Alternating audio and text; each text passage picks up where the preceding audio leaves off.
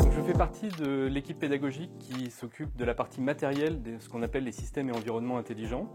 Donc ça peut paraître un petit peu pompeux, mais ça veut simplement traiter des systèmes qui vont être capables d'extraire de l'information dans l'environnement. Alors ça peut être une température, l'hygrométrie, la position, tout ce que vous voulez, qui vont être également capables de traiter cette information, de la transmettre et ensuite éventuellement de permettre de rétroagir sur l'environnement.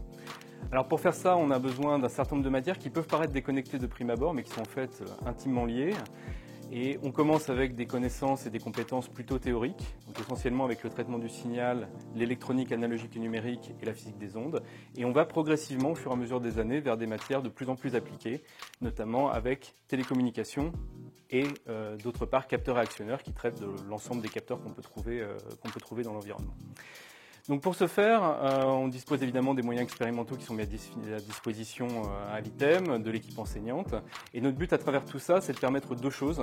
La première, c'est de donner une vision la plus claire et la plus large possible des éléments technologiques liés aux capteurs, aux télécommunications et aux actionneurs.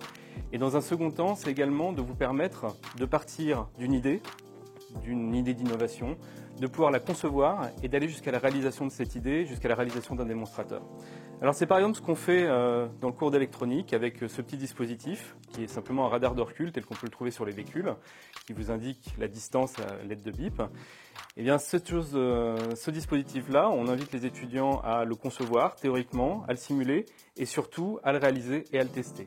Et vraiment l'objectif à travers tout ça, c'est de permettre de passer de l'idée à la réalisation et de pouvoir ensuite aller demander des financements ou aller faire vivre son idée.